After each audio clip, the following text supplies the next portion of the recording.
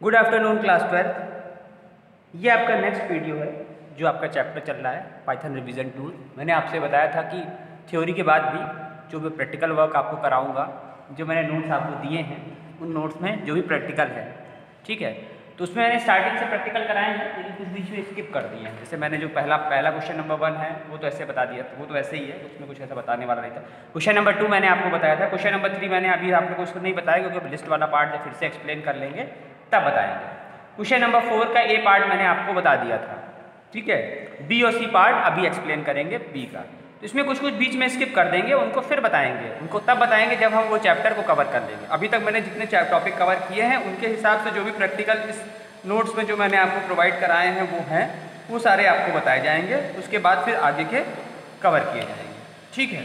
तो इसमें ज़्यादातर आपको प्रोग्रामिंग ही देखने को मिलेगी क्योंकि प्रोग्राम इसी तरह के क्वेश्चन आते हैं तो उसी तरह के क्वेश्चन करवाए जा रहे हैं। बाकी के क्वेश्चन आते नहीं हैं तो उनको कराने के पीछे कोई बहुत ज़्यादा ऐसी वजह भी नहीं है, क्योंकि वो थ्योरी वेरी जो भी बताई गई है वो सिर्फ एक्सप्लेनेशन का पार्ट है। वो क्वेश्चन आते नहीं हैं एग्जाम में, पूछे नहीं जाते, थोड़ा बहुत लेंगे तो पूछ लेंगे लेकिन बहुत ज़्यादा नहीं होता है। मैक्सिमम ऐसे ही प्रोग्राम होते हैं जिनमें करेक्शन होता है। 2 मार्क्स में 3 मार्क्स में कोड दिया होगा, कोड के अंदर करेक्शन होगा। और जितने भी ये क्वेश्चन कराए जा रहे हैं ये क्वेश्चन सारे के सारे एग्जाम में आ चुके हैं। मैंने पहले कहा मैं जो वही क्वेश्चन कराऊंगा जो पहले एग्जाम में पूछे जा चुके हैं आपके बोर्ड एग्जाम में, जो इससे पहले ये तो इंट्रोड्यूस हुए कई दिन हो गए हैं। पाइथन को देखो, पाइथन को कंपलसरी पिछले साल से किया गया है। इससे पहले पाइथन इंट्रोड्यूस तो हो गई थी, पाइथन और C++ पैरेलल में चलती थी। कुछ स्कूल में कंप्यूटर साइंस ओल्ड चलती थी, कुछ स्कूल में कंप्यूटर साइंस न्यू चलती। तो जहाँ न्यू चलती थी वहाँ पाइथन पढ़ाई जाती थी, जहाँ न्यू नहीं चलती थी वहाँ C++ पढ़ाई जाती थी। लेकिन पिछले साल क्या हुआ कि उन्होंने कंपल्शन कर दिया कि जो C++ है वो पूरी तरह से हटा दी गई। अब सब जगह जो भी चलती है वो यही चलती है आपकी पाइथन में। तो पाइथन के एग्ज़ाम पहले से भी हो रहे हैं, ऐसा नहीं है। पाइथन का आप ये पहले से भी हुआ है और वो उसको मतलब पहले से भी पढ़ाई जा रही है, पहले से भी बोर्ड एग्जाम में आई है, तो उसके हिसाब से जो क्वेश्चन पूछे गए हैं वो एक्सप्लेन करते हैं। तो पहले आपका है सबसे जो लेफ्ट हैंड साइड पे लिखा हुआ आर, ऊपर कोड लिखा हुआ, नीचे करेक्शन लिखा हुआ। जो लाइन मैंने बीच में ड्रॉ की है वो करेक्शन वाला पार्ट है, ऊपर वाला कोड वाला पार्ट है जो क्वेश्चन का पार्ट है।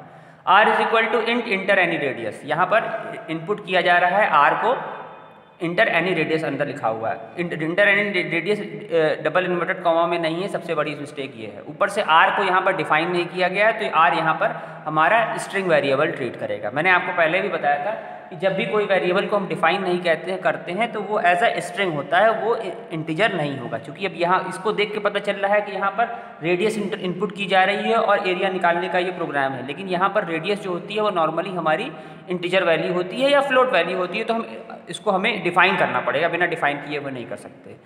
उसके बाद एरिया का जो फॉर्मूला होता है, area is equal to pi R square होता है। पाई की अपनी एक स्पेसिफिक वैल्यू होती है और आर जो होता है वो रेडियस होती है जिसका हम लोग स्क्वायर करते हैं, ठीक है। तो यहाँ कोड में ए इज इक्वल टू, ए जो वेरिएबल है इसमें एरिया कैलकुलेट होकर आ रहा है। A is equal to p i, pi मतलब into math dot pow. Math dot pow जो होता है वो पावर, अगर हमें एक्सपोनेंट एंड पावर के लिए यूज़ करते हैं। पहला वैल्यू जो होती है वो बेस होता है, दूसरी वैल्यू होती है एक्सपोनेंट होता है। बेस मतलब जो जिस वैल्यू के ऊपर पावर लगानी है, और दूसरी वैल्यू होती है जो पावर होती है मतलब 2। यहाँ पर आर स्क्वायर करना है तो यहाँ लिखा हुआ मैट डॉट पाव आर कॉमा 2, मतलब आर को हमें 2 टाइम्स मल्टीप्लाई करना है। तो मैट डॉट पाव जो होती है वो हमारा एक क्या बोलते हैं मैथमेटिकल फंक्शन है। इसके लिए हमको मैथ लाइब्रेरी को इंपोर्ट करना पड़ेगा। बिना मैथ लाइब्रेरी को इंपोर्ट किए हम इस मैथ डॉट पाव को और पाई की वैल्यू को भी नहीं यूज़ कर सकते। पाई की वैल्यू यहाँ इन्होंने डायरेक्ट यूज़ कर दी है, लेकिन ऐसा नहीं होता है। ऐसे हम पाई की वैल्यू, जो भी हमारी पाई की वैल्यू होती है 22/7 या 3.14, उसे हम डायरेक्टली यूज़ नहीं कर सकते। फिर थर्ड पॉइंट में प्रिंट में इन्होंने बिना कॉमा लगाए डबल कोट्स के अंदर एरिया लिख दिया और एरिया के बाहर प्लस ए लिख दिया, ठीक है। तो यहाँ प्लस ए का कोई मतलब नहीं है, यहाँ पर स्मॉल ए तो कहीं डिफाइन भी नहीं हुआ। तो अब देखो करेक्शन क्या क्या है। यहाँ चूंकि हम लोग मैथ डॉट पाव का यूज़ करना है और हमको पाई की वैल्यू की भी ज़रूरत है, वो मैथ फंक्शन में ही डिफाइन होती है। तो सबसे पहले हमको प्रोग्राम में इंपोर्ट मैथ लाइन लिखनी पड़ेगी। इंपोर्ट मैथ से जो मैथ लाइब्रेरी होती है, मैथ लाइब्रेरी में जो भी फंक्शन होते हैं वो इंपोर्ट हो जाएंगे और इस प्रोग्राम में आकर इंक्लूड हो जाएंगे। तो ये इंपोर्ट मैथ के बिना ना मैथ डॉट पाव परफॉर्म करेगा ना पाई की वैल्यू आएगी। मैथ डॉट पाई की वैल्यू के लिए और आर स्क्वायर करने के लिए हमको इंपोर्ट ये जो लाइब्रेरी होती है मैथ लाइब्रेरी होती है, मैथ लाइब्रेरी फंक्शन अगर हमें यूज़ करना है तो उसके लिए हमको इंपोर्ट करना पड़ेगा। इंपोर्ट स्टैटिस्टिक भी होती है, एक क्वेश्चन आएगा उसमें इंपोर्ट स्टैटिस्टिक का भी यूज़ होगा। ठीक है, आगे आएगा बताएंगे, शायद वो छूट भी गया है या चलो आगे बता देंगे। एक क्वेश्चन शायद छूट गया, क्वेश्चन नंबर 3 जो है वो आपका हो सकता था लिस्ट, हालांकि उसमें लिस्ट का यूज़ है, जब लिस्ट का यूज़ लिस्ट बता देंगे तब वो बताएंगे। उसमें मैथ इंपोर्ट स्टैटिस्टिक होगा क्योंकि उसमें कुछ स्टैटिस्टिकल फंक्शन यूज़ होंगे, जो स्टैटिस्टिक्स में यूज़ किए जाते हैं उनका यूज़ होगा, वो मैथमेटिकल फंक्शन नहीं होते हैं। तो ये पाई की वैल्यू जो होती है मैथमेटिकल होती है और पावर जो भी हम लगाते हैं वो भी मैथमेटिकल होता है, इसलिए इंपोर्ट मैथ लाइन लिखना ज़रूरी है। बिना इन दोनों के यूज़ किए हम math.py math.pow हम नहीं यूज़ कर सकते। तो पहले तो इंपोर्ट मैथ इंक्लूड होगा, उसके बाद r is equal to int input enter any radius. r को हम या तो इंटीजर टाइप में डिफाइन करेंगे या फिर फ्लोट टाइप में डिफाइन करेंगे। रेडियस की वैल्यू या तो पॉइंट्स में होगी या फिर या तो इंटीजर में होगी, दोनों तरह से हम डिफाइन कर सकते हैं। तो r is equal to int input enter any radius, क्योंकि वहाँ पर जो प्रोग्राम मेन जो क्वेश्चन है, क्वेश्चन में r को डिफाइन ही नहीं किया गया, सबसे बड़ी गलती तो ये है। ठीक है, और इनको क्या नाम है, इंटर एनी रेडियस जो लाइन है उसको डबल कोट्स के अंदर भी नहीं लिखा गया, दूसरी मिस्टेक ये है। तीसरी मिस्टेक क्या है कि यहाँ पर पी आई को डायरेक्ट यूज़ कर लिए हैं, लेकिन पी आई को यूज़ करने के लिए math.py, जब हम math.py करेंगे तो पाई की वैल्यू अपने आप से यहाँ आके उस ए वेरिएबल में आएगी। फिर इनटू के लिए एस्ट्रिक का साइन वो तो एज इट इज रहेगा, और math.pow में यहाँ पर इन्होंने क्या किया, ब्रैकेट क्लोज नहीं किया हुआ। हालांकि एक मिस्टेक मुझसे भी हो गई है, ये मैथ वाला जो ब्रैकेट है वो भी मैंने अभी नहीं क्लोज किया है, तो उसको भी क्लोज कर देते हैं। यहाँ पर ये अगर कॉपी में हो तो कॉपी में करेक्ट कर लेना, हो सकता है उसमें लिखते समय हो गया हो, क्योंकि ये नोट्स हैं, एक बच्चे के ही नोट्स हैं, अच्छे नोट्स हैं ये, इस बच्चे को मैंने पहले पढ़ाया था तो उसके ही नोट्स हैं ये, तो ये मेरे बनवाए हुए नोट्स हैं। तो ये नहीं, इसमें कॉपी में तो हैं, इसमें ठीक है कॉपी में है, ये यहाँ छूट गए थे। तो यहाँ पहला ब्रैकेट जो है math.py करेगा, उससे पाई की वैल्यू आएगी। दूसरे ब्रैकेट में math.pow फंक्शन में r,2 मतलब r में यहाँ रेडियस की वैल्यू आएगी जो है r हमने पहले डिफाइन किया, और यहाँ पाई r स्क्वायर होता है तो पाई की वैल्यू तो हो गई, r स्क्वायर करने के लिए यहाँ पर (2) लगा हुआ है। ये पाव फंक्शन जो होता है इसमें पहली वैल्यू होती है बेस और दूसरी वैल्यू होती है एक्सपोनेंट। पहली वैल्यू वो होती है जिसके ऊपर हमको पावर लगानी है और दूसरी वैल्यू होती है पावर। तो इसको हम यहाँ पर हमें 2 ही पावर लगानी है, इसलिए हमने 2 से कर दिया है। तो यहाँ पर a जो है a में पाई r स्क्वायर हो गया, आपका फॉर्मूला डिफाइन हो गया। और फिर वही फॉर्मूला जो है वो प्रिंट में यहाँ area is equal to a, यहाँ पर स्मॉल a जो क्वेश्चन में दिया हुआ है वो तो कहीं डिफाइन ही नहीं है, हमको तो एरिया प्रिंट कराना है, एरिया तो हमारा कैपिटल ए में डिफाइन हुआ है, तो यहाँ पर हम कैपिटल ए से उसको डिफाइन कर देंगे। तो नीचे वाला जो है वो आपका करेक्ट कोड है। अगर मान लो ये क्वेश्चन 2 मार्क्स में होता तो इसमें हर जितनी भी मिस्टेक है सारी मिस्टेक्स को आधे आधे हिसाब से डिवाइड कर देते। भाई यहाँ पे 4 या 5 मिस्टेक्स हैं या 6 मिस्टेक अगर मान लो रख लो 3 नंबर में होता तो ऐसे करते, मतलब वो अपने हिसाब से टीचर एडजस्ट कर लेता है कि वो कितनी आधी मिस्टेक आपने दूर की है तो वो आधे नंबर दे देगा, पूरी मिस्टेक दी है तो पूरे नंबर दे देगा। वो उतना एडजस्टेबल होता है कि अगर पूरी आपने एरर नहीं दूर की है, जो भी एरर है आंसर आप लिखोगे उसमें एरर दूर नहीं करोगे तो वो उतने हिसाब से नंबर आपको दे देता है। दूसरा कोड जो है, दूसरे कोड में क्या हो रहा है, दूसरे कोड में एक इफ लगा हुआ है, एक एल्स इफ लगा हुआ है, ठीक है, और कोड लिखा हुआ है if A is greater than B. ये मतलब ये पूरा प्रोग्राम नहीं है, ये प्रोग्राम के बीच का पार्ट है। लिखा हुआ है if A is greater than b print a, और उसके बाद ए के बाद लगा हुआ है कोलन जो कि गलत है। फिर लिखा हुआ है एल्स इफ पूरा लिखा हुआ है, जबकि एल्स इफ होता ही नहीं है। बी इज ग्रेटर देन ए तो प्रिंट बी, उसके बाद लगा हुआ है एल्स। तो ये कोड है 3 यहाँ पर कंडीशन है। एक कंडीशन है a is greater than B, दूसरी कंडीशन है बी इज ग्रेटर देन ए, और तीसरी कंडीशन है जब इक्वल, ठीक है। थोड़ी सी एक चीज़ और यहाँ पर सही करनी है जो मैंने भी शायद लिखते समय गलत कर दी है।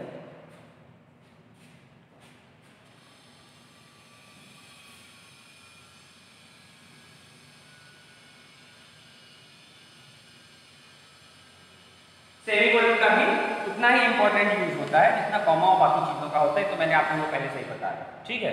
तो अब देखो यहाँ सबसे पहली लाइन क्या है, सबसे पहली लाइन में a is equal to B is equal to 0 कर दिया है। मतलब ये एक लाइन ना भी लिखें तो भी काम चल जाएगा, कोई दिक्कत नहीं है, लेकिन a और b को हमने 0 से इनिशियलाइज इसलिए कर देते हैं कि वो हम कीबोर्ड से, मान लो इस प्रोग्राम का जो ऊपर का पार्ट होगा वो कीबोर्ड से वैल्यू इनपुट हुई होगी। इस लाइन को ना भी लिखें तो भी कोई दिक्कत नहीं है। अगर एक a is equal to B is equal to 0 ना लिखें तो भी प्रोग्राम कहीं गलत नहीं होगा, हमको मेन ये इफ से स्टार्ट होता है। वो तो एक इसलिए लिख दिया गया है कि हम a और b को 0 से पहले डिफाइन कर देंगे कि a b में कोई वैल्यू ना ले, उसके बाद जब हम कीबोर्ड से वैल्यू देंगे वही वैल्यूज इसमें जाएंगे, ठीक है। तो इसको हम कर सकते हैं, नहीं भी यूज़ करेंगे तो भी प्रोग्राम गलत नहीं होगा। अगर a is equal to B is equal to 0 ना करें तो भी हमारा प्रोग्राम एज इट इज़ सही रहेगा। उसमें जो करेक्शन हमको करनी है वो नीचे है, if a is greater than b. देखो if a is greater than b, उसके बाद कोलन, ऊपर वाले में कोलन नहीं लगा हुआ, यहाँ वाले में कोलन लगेगा। कोलन जरूर लगता है, जब भी इफ़ कंडीशन यूज़ होती है तो उसके साथ कोलन जरूर लगता है, इफ़ के साथ, तो वहाँ एक कंडीशन के बाद कोलन लगेगा।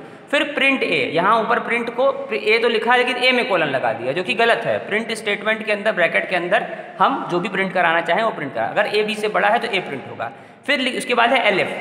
एल्स इफ नहीं होता है, यहाँ एलिफ होता है, ELIF एक वर्ड होता है एलिफ। एल्स इफ अलग अलग नहीं होता, पूरा पूरा कोड वो ऊपर का गलत है। जो एल्स इफ लिखा हुआ है कोड के अंदर वो गलत है, एक्चुअल कोड होगा एलिफ। एलिफ का यूज़ करेंगे। एलिफ में अगर बी ए से बड़ा है तो क्या होगा, कोलन लगेगा कंडीशन के बाद, एलिफ कंडीशन के बाद, और प्रिंट बी होगा। तो यहाँ 3 कंडीशन है, इफ़, एलिफ और एल्स, 3 कंडीशन है। अगर ए बी से बड़ा है तो ए प्रिंट होगा, बी ए से बड़ा है तो बी प्रिंट होगा, और अगर ऐसा नहीं है तो इक्वल होगा, तो सीधी बात है एल्स लगेगा।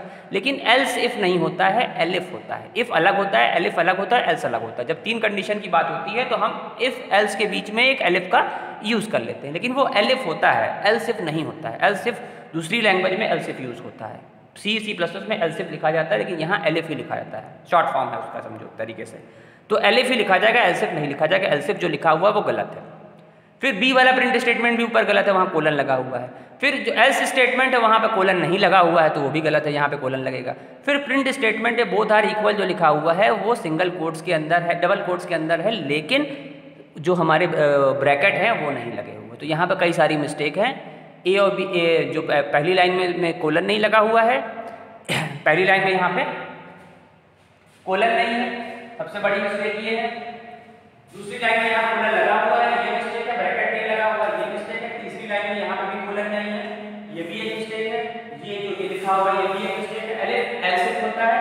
फिर यहाँ पर ये जो लगा हुआ है ये गलत है, यहाँ पर ब्रैकेट लगेगा, ये गलत है। फिर ये भी यहाँ पे गलत है, यहाँ पर ये नहीं लगा हुआ, और यहाँ पर ब्रैकेट नहीं लगा है, ये भी गलत है। इंडेंटेशन भी गलत है। मैंने आपको पहले बताया था कि प्रोग्रामिंग में स्पेस की भी उतनी ही वैल्यू होती है, तो अगर स्पेस भी यहाँ पर नहीं है, जो क्वेश्चन है उसमें स्पेसिंग नहीं दी हुई, सारी चीज़ें एक के नीचे एक लिखी हुई हैं, तो ये भी एक एरर है। प्रॉपर स्पेसिंग भी होगी। इफ़, एलिफ और एल्स एक सीध में होगा, और जो इनके अंदर चीज़ें लिखी गई हैं एक स्पेस 2 स्पेस छोड़ के लिखी जाएंगी। तो ये भी एक कोड की बहुत बड़ी मिस्टेक है कि इसमें जो कोड लिखा हुआ है उसमें वो चीज़ उसको स्पेस देकर नहीं लिखा हुआ है, वो इसी तरह से ऐसे लिख दिया गया है, तो ये भी इसकी एक मिस्टेक है। इसी तरह के बहुत सारे क्वेश्चंस होते हैं जो आपके मतलब इसी तरह के क्वेश्चंस होते हैं 2 मार्क्स 3 मार्क्स, पहले भी मैंने आपको बताया, तो उसमें वो करेक्शन कर करके आपको दिखाना होता है। तो इसमें से ये क्वेश्चन इसलिए करा रहे हैं क्योंकि क्वेश्चन आ चुके हैं आपके, ये सारे क्वेश्चन एग्जाम में पूछे जा चुके हैं, पहले के एग्जाम्स में आए हैं, इसलिए उनको कराना बहुत ज़रूरी है, जिससे कि आप लोगों को वो चीज़ें क्लियर हो जाएँ। और भी बहुत सारे बुक्स में भी बहुत दिए हुए हैं, तो उनको भी आप रन करा के देख सकते हैं। लेकिन मैं बार बार आप लोगों से रिक्वेस्ट कर रहा हूँ कि प्लीज़ आप लोग पढ़ें ज़रूर। अगर आप लोग नहीं पढ़ेंगे तो ये चीज़ें आपको समझ में नहीं आएंगी, क्योंकि अब चीज़ें डिफ़िकल्ट होती जाएंगी दिनों दिन। अगर आप इसको हल्के में लेंगे तो ये सब कुछ भी आपको हल्के में ले लेगा, जो कि आगे चल के आपके लिए बहुत बड़ी प्रॉब्लम क्रिएट करने वाला। तो आगे भी मैं आप लोगों को प्रोग्राम्स बताऊँगा, लेकिन अभी वही प्रोग्राम्स बताएँगे जो मैंने आपको पहले जिनका मैंने पहले आप लोगों को मैंने आपको बता दिए हैं, जिनके बारे में थोड़ी बहुत जानकारी दे दी है, उन टॉपिक से रिलेटेड ही प्रोग्राम बताए जाएंगे। जो टॉपिक्स के बीच में क्वेश्चन मैं छोड़ रहा हूँ, वो क्वेश्चन फिलहाल के लिए छोड़े जा रहे हैं, हमेशा के लिए नहीं छोड़े जा रहे हैं। वो फिलहाल उसको तब बताएंगे जब हम उन क्वेश्चंस को कवर कर लेंगे, उन टॉपिक्स को कवर कर लेंगे। जो लिस्ट वाला टॉपिक है, जो डिक्शनरी वाला टॉपिक है, वो सब अभी मैंने नहीं आपको रिवाइज कराए हैं। तो जब उनको रिवाइज करा देंगे तब वो सारे क्वेश्चन कराएंगे। जैसे क्वेश्चन नंबर 3 मैंने छोड़ दिया है, क्वेश्चन नंबर 3 तब बताएंगे जब हम आपको लिस्ट बता लेंगे। आगे भी क्वेश्चन बीच में से मैं बताऊंगा, कुछ छोड़ दूंगा, सारे नहीं बताऊंगा, सारे बताऊंगा जब वो सब। अभी मैंने पाइथन रिवीजन 2 पहला 1 पार्ट समझाया है, तो सेकंड पार्ट पूरा कंप्लीट हो जाएगा तो पूरा बीच में मैंने प्रोग्रामिंग वाला पार्ट बताना इसलिए शुरू कर दिया कि जिससे आप लोग थोड़ा थोड़ा प्रोग्रामिंग के टच में भी रहो, नहीं तो फिर अगर इकट्ठे बताएंगे तो फिर वो सारी चीज़ें ज़्यादा हो जाएंगी। तो जो कुछ प्रोग्राम्स अभी बता देंगे 2-3 वीडियो के थ्रू, उसके बाद स्टॉप कर देंगे। उसके बाद आपको पाइथन रिवीजन 2 का सारी फिर से एक बार पढ़ाएंगे, सारी चीज़ें थोड़ा जल्दी एक दिन में एक टॉपिक कवर करके। उसके बाद इस जो नोट्स हैं इसके बचे हुए प्रोग्राम आपको बताए जाएंगे। इन प्रोग्राम्स को आप अच्छे से समझो भाई, खुद से भी डेवलप करने की कोशिश करो, किस तरह से क्वेश्चन हो रहे हैं, कुछ बुक के क्वेश्चन भी आप करो। अगर अब तक आप लोग खुद नहीं करोगे तब तक आपको ये चीज़ें क्लियर नहीं होंगी, मैं बार बार बोल रहा हूँ। तो प्लीज़ आप लोग ज़रूर इसको पढ़ें। अब डेली आधा घंटा स्कूल तो आप लोगों को आना नहीं है, जब आना भी होगा तो भी आप लोग को टाइम तो आपको निकालना ही है, क्योंकि बोर्ड एग्ज़ाम तो आपको देने ही हैं, तो उसके लिए आपको खुद ही टाइम निकालना होगा। होगा। तो डेली आप लोग आधे घंटे से 1 घंटा कंप्यूटर को भी दें। सिर्फ फिजिक्स और मैथ में ही नहीं, कंप्यूटर में भी अगर अच्छे मार्क्स नहीं आएंगे तो परसेंटेज बनाने के लिए सभी की ज़रूरत होती है। तो अगर आप टाइम नहीं देंगे, इसको हल्के में लेंगे तो हल्के में बिल्कुल ना लें, क्योंकि डिफ़िकल्टी लेवल इसका भी उतना ही है जितना फिजिक्स का है। बस ये फ़र्क ये है कि फिजिक्स आप रेगुलरली पढ़ते आ रहे हो क्लास 6-7 से, इसलिए आपको उसमें थोड़ी जानकारी है, इसमें आपको जानकारी नहीं है। यहाँ जानकारी उतनी ही होगी जितनी हम आपको बताएंगे, थोड़ी बहुत जो आप अपने आप से हासिल करोगे। लेकिन अगर आप डेली टच में नहीं रहोगे तो ये कोड जो हैं ये बिल्कुल पल्ले नहीं पड़ेंगे और बिल्कुल समझ में नहीं आएंगे। तो अभी एक थोड़ा बेसिक स्टार्ट हुआ है, तो बेसिक चीज़ों को आप लोग समझते चलें, करते चलें, जिससे कि आपको दिक्कत आगे ना हो। जिस दिन वीडियो मिलेगा उस दिन तो वीडियो ही मिलेगा, जिस दिन वीडियो नहीं मिलेंगे उस दिन कुछ ना कुछ नोट्स का पार्ट आपको ज़रूर मिलेगा, और वो नोट्स को आप लोग डेली बनाते रहें।